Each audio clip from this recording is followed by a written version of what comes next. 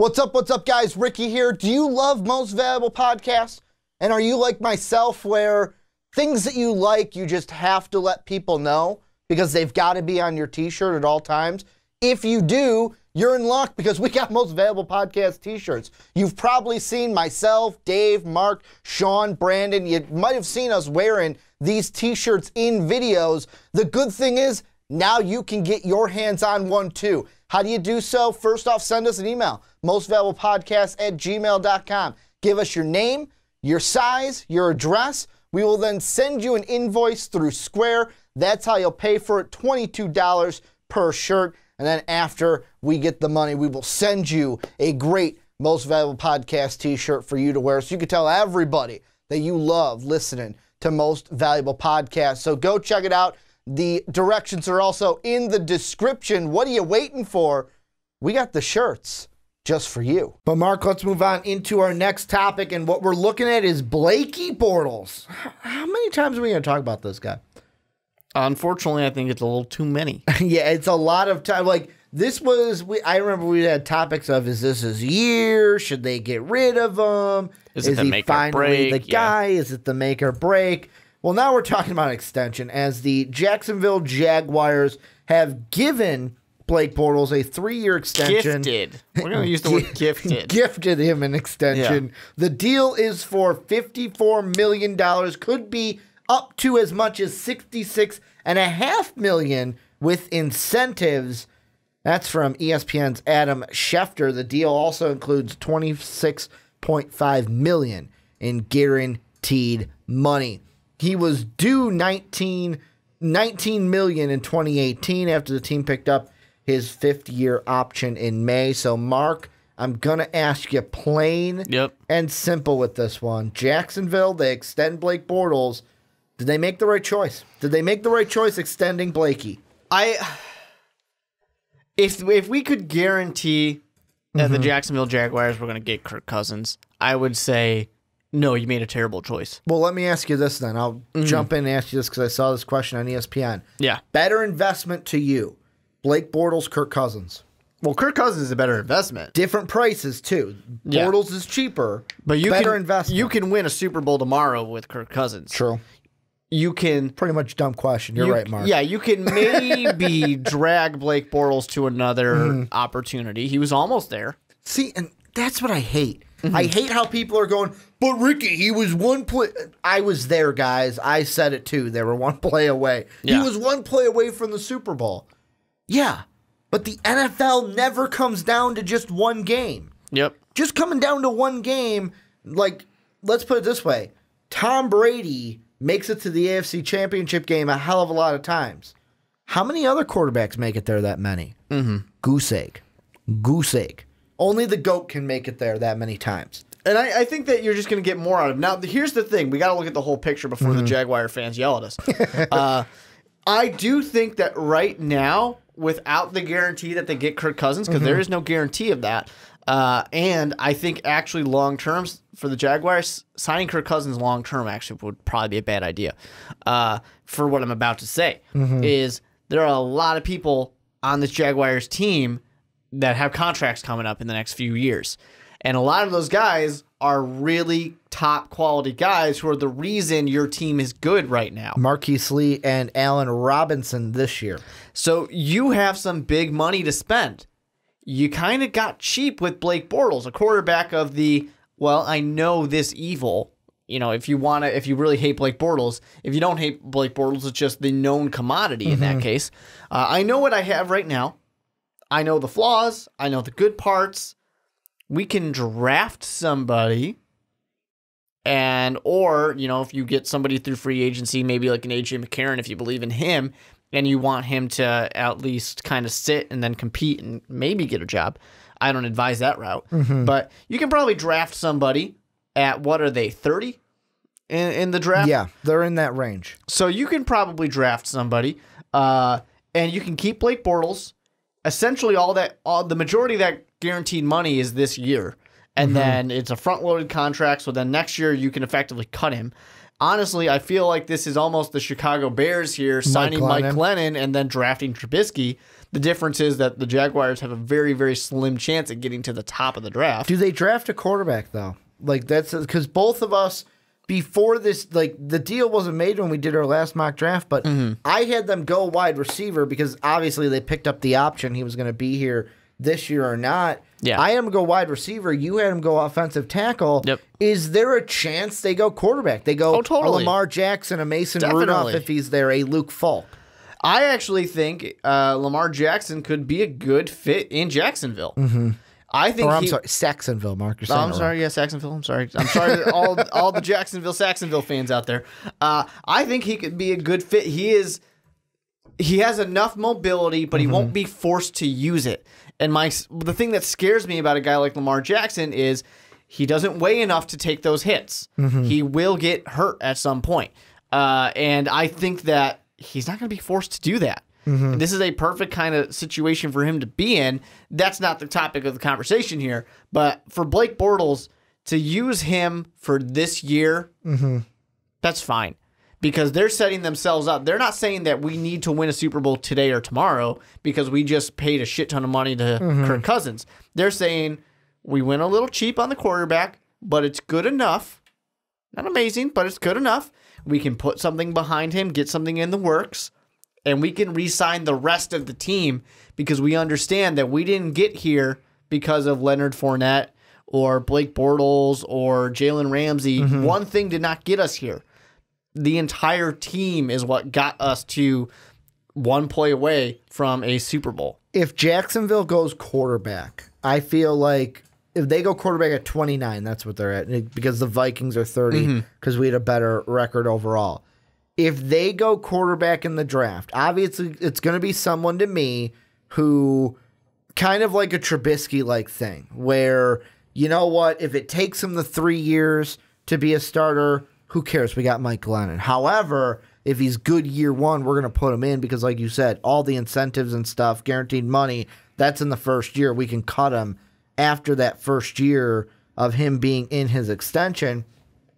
I feel like because of that, because of, hey, you know, we got the time, I feel like, and this depends on who gets drafted where, but I think they would go with like a Mason Rudolph or a Luke Falk because those are guys that, I mean, even though I think they're crazy with the Lamar Jackson questions of like, oh, he's going to be a wide receiver in the NFL, get out of here, he's a quarterback. But I feel like Rudolph and Falk will be different options there because maybe it's because I'm looking at Blake Bortles and I'm thinking of what he doesn't bring to this team, where his completion percentage is below where I want it to be. Luke Falk's an amazingly accurate passer. Or I'm going to go with Mason Rudolph, who played in a spread in college. He's going to push the ball down the field. And if I bring back... Now, Allen Robinson will be interesting because he was injured this past year. How is that going to play into contract negotiations? But are they going to bring back Lee? Are they going to bring back Allen? That's the true question to me. The draft, go quarterback or go weapon around Blake Bortles. That's the only two you go to. Free agency, though.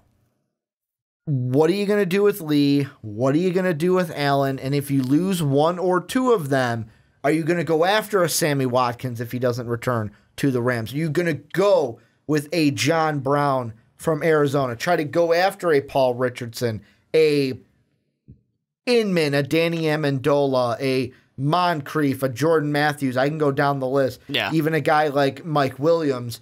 Are you going to go after those guys? And who are you going to bring in to put pieces around Blake Bortles? Because Blake Bortles alone will not win you a Super Bowl. I am adamant that if Blake Bortles wins a Super Bowl, he will do it the same way Trent Dilfer did. Just don't fuck up. Yeah. For sure. I completely agree with that on the Blake Bortles front.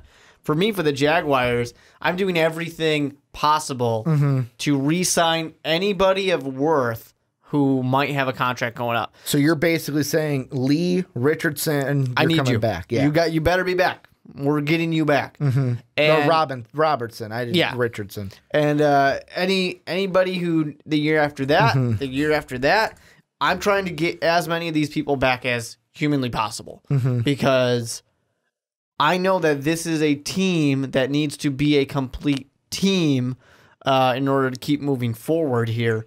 And that's the reason why, honestly, I'm kind of okay. If I have to have Blake Bortles as my quarterback, I'm okay with that.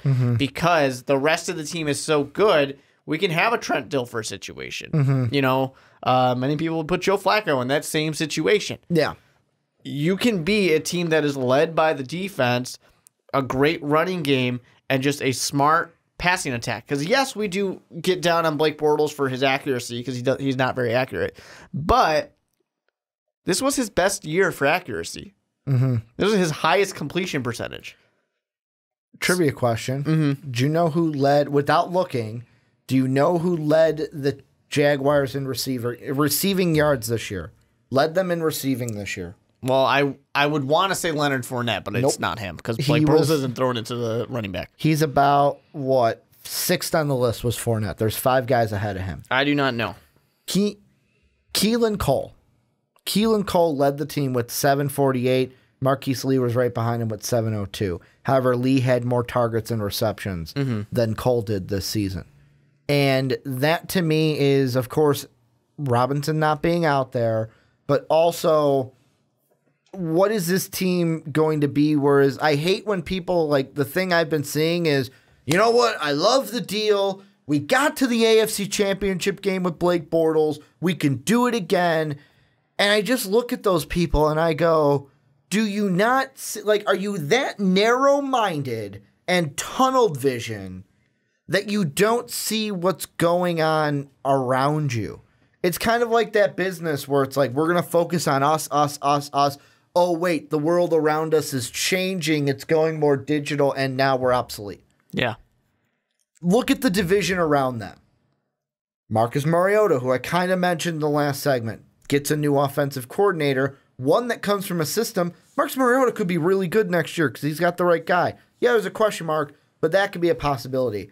The Colts, from what we understand, I'll believe it when I see it, Andrew Luck returns this year. They're instantly at the top with Andrew Luck. And, Houston, they get Deshaun Watson back this year. They're back towards, like, Houston would have won this division if Deshaun Watson wouldn't have went down. I believe that. Yep. I believe that they would have won this division if Watson didn't go down. The rest of this division is getting better to where you can't just say, oh, we did it last year with Blake. We can do it this year with Blake. The problem is that the Jaguars ran into is just simply that they can't overpay. No, they can't. They're not in a situation, because if they overpay for some people, they're going to turn into what the Seattle Seahawks are right now. Meaning if they, like, are you losing saying all their pieces? Are you saying overpay for re-signing or overpaying like we're going to go get Kirk Cousins? Yeah, that. Okay. Go get Kirk Cousins, because I would love Jacksonville. They were a top 3 for me. That was my dream scenario, Jacksonville Jaguars with Kirk Cousins. But financially, it just doesn't work because they'll get one good year, maybe 2, and then they turn into this team that had to pay everybody. But if you win a Super Bowl, does it matter? Does it all pay off if you get that one Super Bowl? I don't know. Let's ask the Seattle Seahawks fans if they feel good about it or not. Hey, man, Seattle used to stink before that. Whole Super Bowl and then era. They were absolutely incredible. And then they had to pay everybody. They almost had 2 Super Bowls. They would have ran the ball. Well, if they would have ran the ball, they would have had 2 Super Bowls. You know how that works. But no, you got to pass it. Now Malcolm Butler becomes a household name. But that's what I think. I think this year, I feel like the Jaguars, some, not all fans, but some, are going to be in for a rude awakening where it's like, oh, crap, this league, this division is far different than it was last year. And maybe we can't do, like, I wouldn't be surprised if 5 weeks into the season, 6 weeks into the season, Jaguar fans are calling for Blake Bortles' head. Well, they did it every other week. You know, this past season. I mean, people talk about we got to the AFC Championship game. Yeah, but just the game before that, everybody hated Blake Bortles. Yeah. And we were saying, all right, who can you sign? You're talking about in that shootout with the Steelers? Is that what you're talking about? The one I guess they won before that? No, maybe it wasn't wasn't that Steelers game or the Bills? That's what I'm thinking of. The Bills game is where everybody was trashing Blake Bortles. If Tyrod doesn't get injured in that game, Bills have a better chance of getting a miraculous Hail Mary than with Nathan Peterman. Yeah, for sure. That's seriously, after that first game, everybody is sitting there saying, who can we possibly sign? Can you call Brett Favre? Do we trade for Nick Foles? Well, we can't trade. It's too late for that. But, honestly, people wanted to get rid of him as soon as the playoffs. Yeah. And how quickly we forget. Can we put Chad Henne in? Would he be a good quarterback? Would he be an upgrade from Blake Bortles? He's always there. He's always available. Questions that we ask. Here's what I want to ask you, though. Blake Bortles in place. Free agency about to open up very soon for the NFL free agency. How do you think Jacksonville tackles free agency if you had to give predictions? Do they bring back Leon Robinson? Do we see a different free agent come in, maybe like a Sammy Watkins type of deal if one goes? As I said before, I expect them to try and re-sign everyone who's worthwhile in this case. Your receivers here, you need them back. Because you can get – this is a team where you can get by without 1,000-yard receivers. That's fine. You can do it, but it's just going to make you better if you have them.